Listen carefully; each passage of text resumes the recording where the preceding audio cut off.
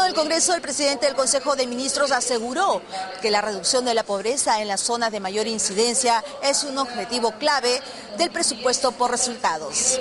Para ello, dijo, se ha proyectado un crecimiento de la economía peruana del 5% en el 2010. Al sustentar el presupuesto para el año fiscal 2010, el titular de la PCM, quien asistió acompañado de su gabinete en pleno, afirmó que las prioridades del próximo año se centran en reducir los niveles de pobreza, consolidar la implementación del presupuesto por resultados e impulsar la inversión pública para fortalecer el crecimiento económico. Dijo que de acuerdo a los resultados oficiales del INEI, la pobreza total a nivel nacional se ha reducido del 48.7% en el año 2005 a 36.2% en el 2008, producto del crecimiento económico. La pobreza, señor presidente, señores congresistas, se ha reducido de modo significativo en nuestro periodo de gobierno debido a la articulación entre las políticas económicas y las sociales. Como ha sido reconocido por Naciones Unidas en un reciente informe de balance, estos esfuerzos en la reducción de la pobreza extrema en particular permitirá alcanzar antes del año 2015 la meta del milenio. Esto disminuirá en 11.5% la pobreza extrema, lo cual representará una reducción del 50% respecto a su valor en el año 2000.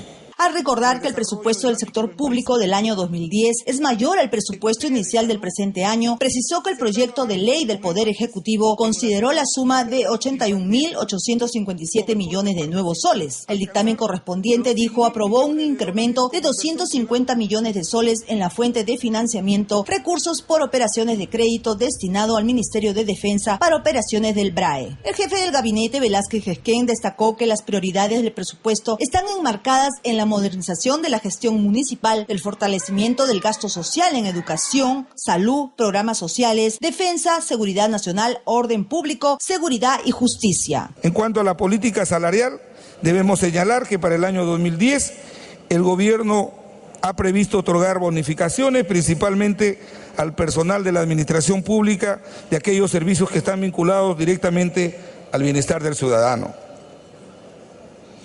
En el sector educación, atenderemos la nueva carrera magisterial para el año 2010 y haremos extensivo el beneficio del CAFAE al personal administrativo que no percibe este beneficio, que en su mayoría labora en los colegios y universidades públicas.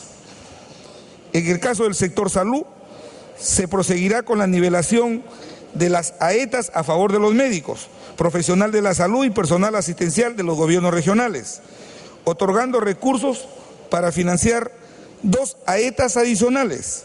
Asimismo, se prevé el nombramiento de no menos del 15% del personal profesional de la salud no médicos, asistencial y administrativo, en cumplimiento de las leyes 28498 y 28560. A su turno, el ministro de Economía y Finanzas explicó que la presión tributaria tendría una recuperación importante en el 2010 y se situaría en 14.4% del Producto Bruto Interno, impulsado por una mejora considerable de la recaudación. Además, ha puesto en ejecución un plan de estímulo económico. En los recursos por fuente externa destacan los créditos de libre disponibilidad, que comprenden los créditos concertados con la banca comercial extranjera y el Club de París. Asimismo, incluye la colocación de bonos por $1.000 millones efectuada este año y que van a financiar el servicio de la deuda del 2010. También se captarían recursos de endeudamiento para financiar proyectos por 1.937 millones de soles, destacando los que se destinarían para el proyecto del tren urbano y para la carretera Irsa Sur. Dentro de los recursos de endeudamiento de fuente interna está la colocación de bonos soberanos por 2.065 millones de soles que se destinarían para el pago del servicio de deuda. Asimismo, se obtendrían créditos internos por 466 millones. Seguidamente expusieron los titulares de los Ministerios de Energía y Minas, Relaciones Exteriores, Defensa y del Interior.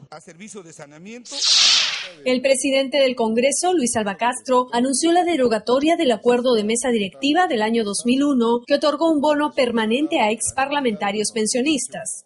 Ante el Pleno informó que tal decisión fue acordada por la mesa directiva que preside luego de las indagaciones del caso respecto a que los exlegisladores beneficiados recibían un monto adicional a sus pensiones tras acogerse al decreto ley 2530 conocido como cédula viva. Se hace de conocimiento de la representación nacional, es un acuerdo que ha tomado la mesa directiva y lo repito, de derogar el acuerdo de mesa directiva 436 de fecha 3 de julio del 2001, por el cual se otorgaba una bonificación, una liberalidad extraordinaria adicional a los exparlamentarios pensionistas. Cabe precisar que el Consejo Directivo ratificó por unanimidad la medida sustentada por el titular del Parlamento. Previamente, la representación nacional dejó al voto la acusación constitucional contra el congresista Gustavo Espinosa Soto, que propone su inhabilitación por 3 años al haber infringido la Constitución política. Fue después de escuchar la defensa del cuestionado parlamentario, quien presentó 3 videos de programas de televisión y radio donde se informa del caso y no se refieren a él como autor de los hechos. Incluye una entrevista a un diputado quien señala que se enteró del caso por los periódicos. Antes, el congresista Carlos Brus sustentó la denuncia acusándolo de enviar a parlamentarios de Chile copias de video con desafortunadas expresiones del general en retiro Edwin Donaire que fueron agraviantes contra ese país, lo cual pudo generar un impasse de graves consecuencias. Que estamos ante un juicio político. Lo que se busca es proteger al Estado, despojándose de su capacidad política a aquellos que con su conducta agravian la respetabilidad del cargo que representan, situación que ha sido demostrada en el caso en materia del presente análisis.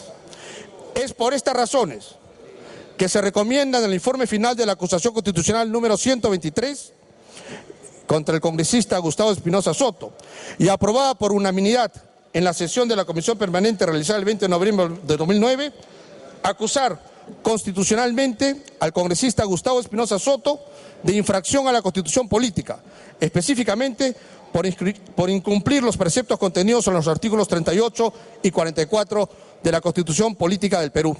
Y se propone su inhabilitación para el ejercicio de cargo público por un plazo de 3 años. También fue acusado por haber realizado subrepticiamente grabaciones del expresidente del Congreso con otro parlamentario y de haber insultado a través de su blog a legisladores y otros funcionarios.